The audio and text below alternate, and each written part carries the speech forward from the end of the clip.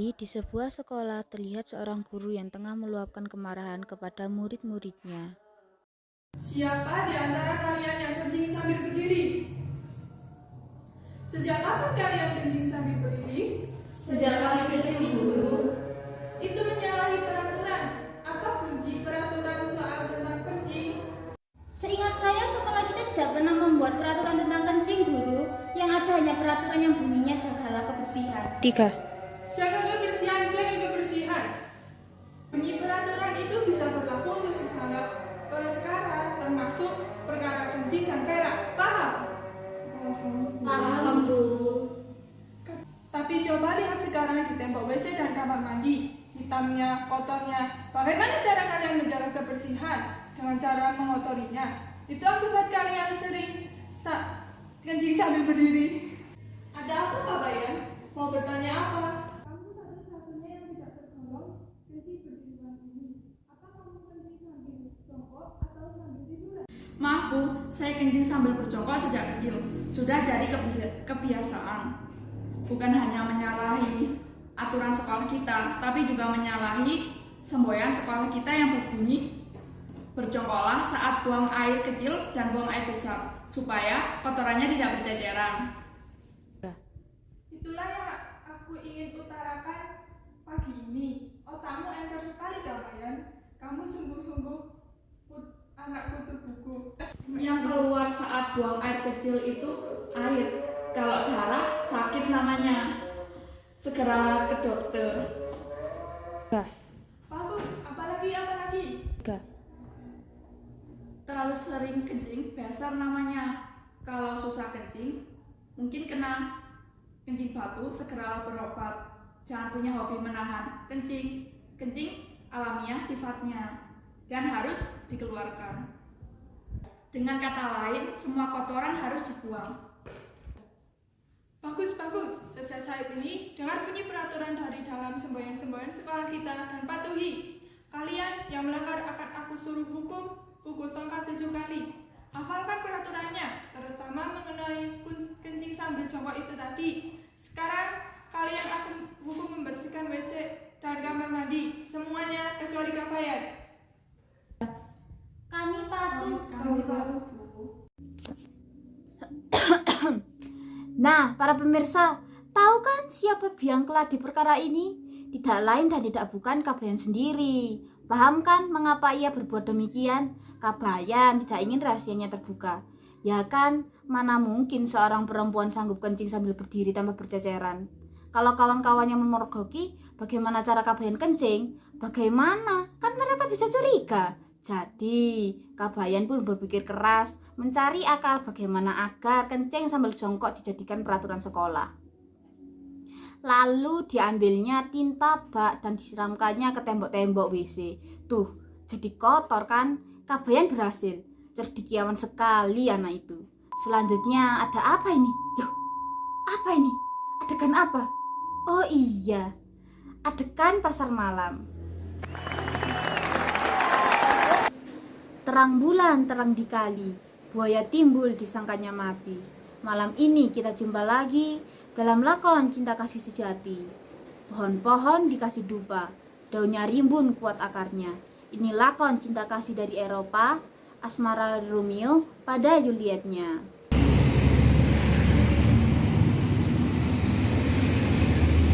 Ibarat bunga mawar mau berkenanga, selagi harum nama tak lagi penting adanya. Juliet, engkau ibarat bunga, selagi engkau menjadi Juliet yang aku kenal, engkau akan selalu bercinta. Stop, tunggu dulu. Jangan dilanjutkan dulu. Hasil pengumpulan pendapat dari penonton, malam ini tidak dibutuhkan lakon tragedi. Ternyata penonton kita lebih suka komedi. Tapi kami belum siap bikin lakon baru. Apa boleh buat? Lakon Juliet dan Romeo terpaksa dibikin jadi komedi. Ya, mulai, go. Juliet, ya. Romeo dan Juliet, dunia baru, berlomba kita maju. Romeo dan Juliet, bermerek baru, untuk maju, terserah situ. Benar-benar luar biasa. Sekarang kita saksikan Roro Mendut dan Pronocitro. Rokok-rokok semua ada panjang, pendek, besar, kecil, manis, asam, legit. Ada rasa baru, coklat, dan tomat. Rokoknya lagi Mbak Yu, yang rasa bawang. Jika punya peminta lagi, mau ditaruh di mana? Ini masih ada kaki. Mana? Ya udah, aku kasih 3, 2 pendek, 1 panjang. Wah, mendadak tadi ada seorang lelaki gempal mengusung poster anti rokok yang ada tulisannya Nikotino. Ternyata beliau adalah Adipati Wiraguna. Tadi sih sempet Pronocitro melawan Adipati, tapi Pronocitronya kalah. Terus Roro Mendutnya bunuh diri.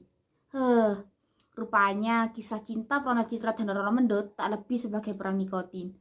Maka waktu Wiraguna memang merokok pun dilarang di mana-mana. Tembakau dianggap racun. Jadi begitu Pronocitro dan Roro Mendut mati, seluruh petani tembakau dan pabrik rokok juga ikut mati. Pengangguran meningkat tajam dan pajak negara berkurang pemasukannya. Kesehatan warga bertambah maju, tapi para dokter mengeluh karena kekurangan pasien. Hukum sebab akibat. Dilarang itu muncul begini, dilarang ini muncul begitu. Duh, repot. Kekal dan abadikah cerita Romeo Juliet? Hanya maut yang bisa memisahkan mereka. Kesetiaan Romeo pada Julietnya, begitupun sebaliknya, tetap abadi sampai sekarang. Alangkah indahnya kalau kita juga seperti itu. Apa katamu? 3. Jika kakak mau jadi Romeo, aku jadi Julietnya. Kita ini sama-sama lelaki. Gila apa? Jangan berpikir seperti itu. Kita ini orang-orang normal. Bagaimana bisa kamu jadi Juliet? Ibaratnya kita berdua adalah lumpang dan hanya Alu yang harus kita cari. Kakak betul, tapi juga salah. Aku sudah tidak perlu mencari lumpang lagi. 3. Ya, kamu memang orang kaya. Tentu sudah ditunangkan oleh orang tuamu sejak kamu kecil.